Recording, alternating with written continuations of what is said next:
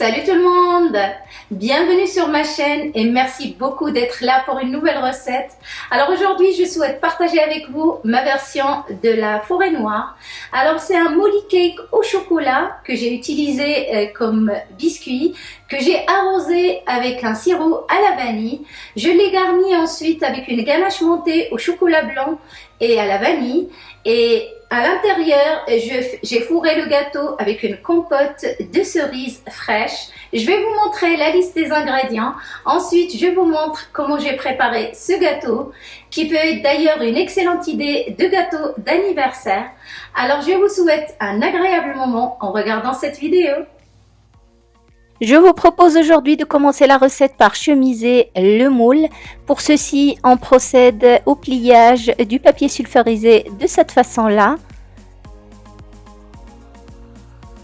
On prend ensuite le moule qu'on a préalablement beurré, on le met à l'envers de cette façon-là et on vient prendre le bout de notre papier sulfurisé qu'on pose sur le centre et on coupe à l'extrémité en prenant le diamètre du fond de notre moule. Et pour que le papier de cuisson adhère bien sur le moule, je vous conseille de beurrer avec du beurre mou au lieu de beurre fondu. On va d'abord positionner notre papier comme ceci. Ensuite, si vous avez utilisé, comme moi, un moule de 22 cm, dès que ça dépasse les 20 cm, je vous conseille d'utiliser un clou de cuisson comme ceci qu'on va positionner au centre. Le clou de cuisson est conseillé dès que le diamètre de votre moule dépasse les 20 cm. Le mien fait 22 cm, donc je vais utiliser le clou pour justement que ça répartisse la chaleur et ça évite que le biscuit ne retombe pas au milieu après cuisson. Ensuite, on vient chemiser les bords de papier de cuisson de cette façon-là. Une fois qu'on a terminé de chemiser notre moule, on le réserve. On allume le four à 165 degrés, chaleur statique pour ma part. Et on passe à la préparation du cake. Je vous laisse avec la liste des ingrédients.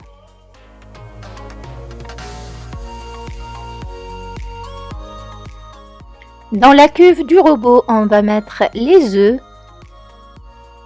On y ajoute le sel. Les œufs doivent être à température ambiante. On va venir les battre à une vitesse moyenne pendant 2 minutes. Et après ces 2 minutes, on obtient une texture mousseuse comme vous pouvez le voir, à laquelle on vient ajouter la moitié du sucre et on réserve l'autre moitié pour tout à l'heure. On va continuer de battre pour blanchir les œufs. Cette opération peut durer une dizaine de minutes. On obtient ainsi cette texture-là. On prend ensuite un petit bol dans lequel on va verser une petite partie de notre crème. Je dirais à peu près 50 grammes. On mélange cette crème avec une petite partie de notre appareil.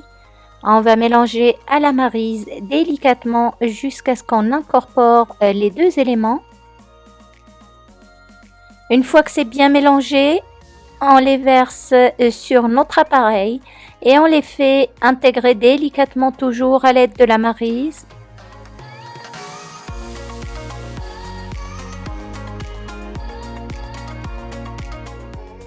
On vient ensuite ajouter les éléments secs en les passant au tamis. On commence par la farine d'abord. Ensuite, on va rajouter la poudre à lever, la fécule de maïs et on termine avec le cacao en poudre. C'est un cacao non sucré. On mélange ensuite tous ces éléments toujours à l'aide de la maryse en soulevant la préparation jusqu'à incorporation totale des poudres et de notre appareil. Voici ce que l'on doit obtenir. On monte ensuite le reste de crème en chantilly Pour ceci, je vous conseille de mettre le bol et les fouets de votre batteur électrique au congélateur au moins 15 minutes avant. La crème aussi sort à l'instant du réfrigérateur, donc je commence à monter la crème jusqu'à ce qu'elle devienne mousseuse. J'ajoute le reste de sucre en une fois, tout en continuant à fouetter. La chantilly est prête quand elle commence à former un petit bec comme ceci. Je reprends ensuite mon appareil au chocolat. J'ajoute dedans une première partie de ma chantilly que je mélange à l'aide de la maryse délicatement en soulevant la préparation.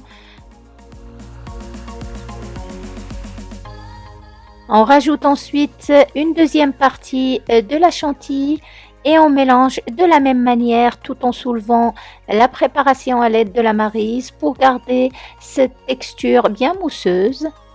Une fois que la deuxième partie de la chantilly est bien mélangée, je viens verser l'appareil au chocolat sur le reste de chantilly. On mélange à nouveau délicatement jusqu'à ce que notre chantilly s'incorpore totalement à notre mélange de chocolat. On obtient ainsi une texture bien mousseuse et lisse. Voici ce que l'on doit obtenir. On verse ensuite cet appareil dans le moule qu'on a préparé au préalable. On met ensuite à cuire dans un four qu'on a préchauffé tout à l'heure à 165 degrés pendant 1h25 minutes. Pendant ce temps, on passe à la préparation de la ganache mentée.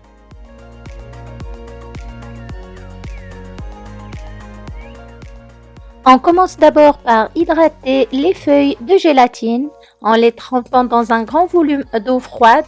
Ensuite, on verse la crème dans une petite casserole. On ajoute à la crème 2 gousses de vanille. Pour ceci, on va les ouvrir avec un petit couteau et on extrait les graines qu'il y a à l'intérieur qu'on va mettre dans notre crème. Pour les gousses de vanille, on va les garder pour préparer notre sirop à la vanille qui va imbiber notre cake. On ajoute ensuite le sirop de glucose que vous pouvez remplacer par du miel si vous n'en avez pas. Et on met la casserole sur un feu doux et on laisse jusqu'à ébullition. En mélangeant pour pas que la crème se colle au fond de la casserole. Et dès ébullition, on sort la casserole du feu. Et on vient ajouter la gélatine une fois qu'on l'a bien essorée. On mélange bien pour faire dissoudre la gélatine. Ensuite, pendant que notre préparation est encore chaude, on la verse sur notre chocolat. On mélange ensuite bien à l'aide d'un petit fouet jusqu'à ce que le chocolat fonde totalement dans notre crème. Ensuite, on va venir avec la crème froide et on l'ajoute en 3 fois en mélangeant bien après chaque ajout.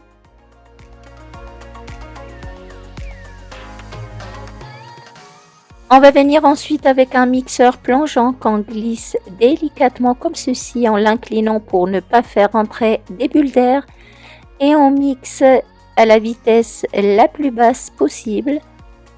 On filme ensuite la ganache au contact et on la met au réfrigérateur pour minimum 4 heures.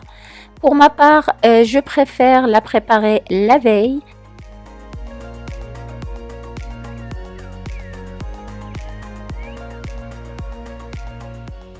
On passe maintenant à la préparation de la compote de cerises. Pour ceci, on enlève le pédoncule et à sa place, on va venir positionner notre paille métallique. On pousse légèrement pour faire sortir le noyau. On va continuer ainsi jusqu'à ce qu'on termine toutes nos cerises. Pour cette compote, il nous faudra 300 g de cerises dénoyautées. On va les mettre ensuite dans une petite casserole sur un feu moyen et on vient mettre par-dessus le jus d'un demi-citron. On mélange ensuite la pectine au sucre et on les réserve. Et dès que les cerises commencent à se ramollir, je viens avec une cuillère en bois et je commence comme ceci à les écraser. Après 5 minutes de cuisson, voici ce que l'on doit obtenir. On vient y ajouter le sucre mélangé à la pectine et on mélange bien jusqu'à incorporation totale.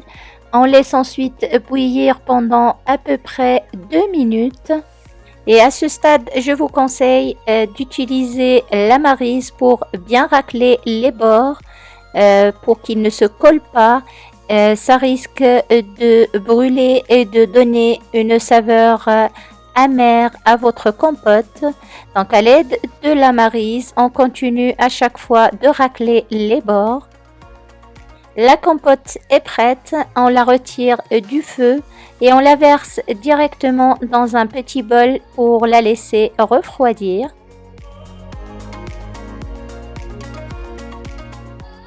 On vient ensuite filmer notre compote au contact, on la laisse refroidir à température ambiante et on la met ensuite au réfrigérateur pour minimum 1 heure.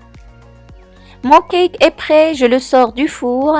Je vous conseille, avant de le sortir, de piquer à l'aide d'un couteau au centre du cake pour contrôler la cuisson. Si le couteau sort propre, c'est que la cuisson est impeccable.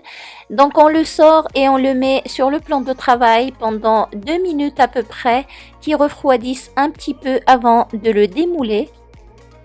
On vient ensuite le poser comme ceci sur une petite grille.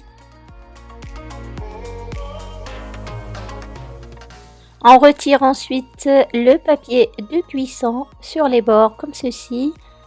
On enlève aussi le papier de cuisson d'en bas. On laisse bien refroidir sur la grille. Ensuite, on vient l'emballer dans du film alimentaire.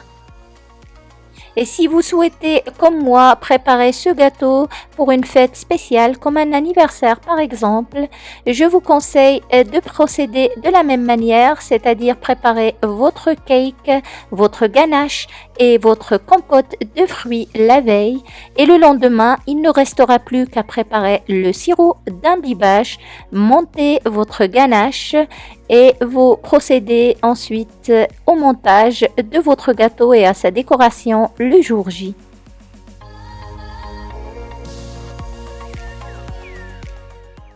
Le lendemain, je commence la préparation par le sirop d'imbibage. Pour ceci, dans une casserole, je vais mettre le sucre, l'eau et les gousses de vanille que j'ai laissées hier. Donc je les mets sur un feu moyen et je les laisse pendant 5 minutes tout en surveillant la cuisson. Notre sirop est prêt. On va le retirer du feu et on le laisse refroidir à température ambiante. On passe ensuite au cake qu'on va sortir du réfrigérateur. On va d'abord le déballer. Ensuite, je vais prendre mon couteau spécial pour couper les étages de biscuits. Je l'ai mis à 3 cm et demi. De cette façon-là, j'aurai 2 étages de gâteau à la même épaisseur. On va mettre la première partie de côté. Regardez, c'est très moelleux, ce biscuit est juste excellent et je vous conseille de le tester. Ensuite, je coupe la deuxième partie à la même hauteur tout en enlevant la partie d'en haut où il y a quelques imperfections. Voici les 2 étages de mon gâteau. Je sors ensuite la ganache du réfrigérateur. Je vous montre d'abord la texture de la ganache, elle est juste excellente. On peut très bien l'utiliser comme ceci, comme pour garnir des macarons par exemple. Pour cette recette, je vais la verser dans un bol qui sort du congélateur. Je l'ai mis simplement juste avant de procéder à la découpe des étages de mon gâteau, avec les fouets du batteur électrique aussi. Donc je vais verser cette ganache dans le bol frais. et je commence à fouetter à vitesse moyenne. Ensuite, j'augmente la vitesse à vitesse maximale. Je fouette pendant à peu près 2 à 3 minutes maximum jusqu'à ce que j'ai une texture bien ferme qui forme un petit bec au bout. Voici la douille que je vais utiliser pour cette recette. C'est une douille à 15. Je mets la ganache dans la poche à douille. Ensuite, je passe au montage du gâteau. Je vous conseille d'utiliser un dessous de gâteau pour que ça soit plus simple pour le déplacer. On vient mettre d'abord une noisette de ganache qui va faire adhérer le biscuit sur ce petit plateau. Ensuite, on l'imbibe de sirop à la vanille. On procède ensuite au pochage de notre ganache de cette façon-là.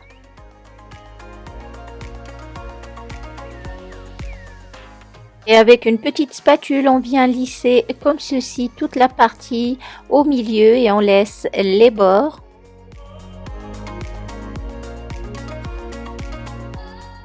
Et sur cette partie du milieu, on vient mettre notre compote de cerises qu'on va bien lisser comme ceci. On vient ensuite rajouter comme ceci une petite couche de ganache qu'on va essayer de lisser avec une spatule sans trop toucher les bords. Le deuxième étage de biscuit, on va l'imbiber de ce côté-là qui sera contre la ganache. Donc on va bien l'imbiber de sirop à la vanille et on vient le positionner comme ceci. On va appuyer légèrement pour le faire adhérer. Ensuite, on va procéder au pochage de la même manière que tout à l'heure.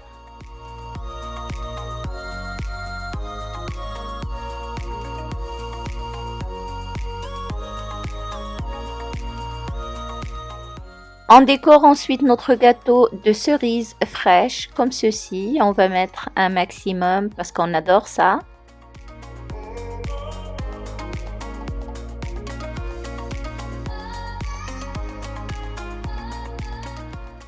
On termine ensuite la décoration avec des pétales en chocolat au lait. On vient les mettre par-dessus nos cerises. Ça va couvrir un petit peu les espaces entre les cerises et en même temps ça donne une jolie décoration et un magnifique goût à la dégustation. On remet ensuite le gâteau au réfrigérateur pour minimum une trentaine de minutes avant de passer à cette dégustation. Voici ma version de la forêt noire. J'espère que cette recette vous a plu. Si c'est le cas, n'hésitez pas à me le faire savoir en appuyant sur le bouton j'aime. Et si vous avez des questions sur la recette, je vous propose de me les poser en commentaire et je répondrai avec plaisir. Et il ne me reste plus qu'à vous souhaiter une excellente dégustation. À bientôt pour une nouvelle recette.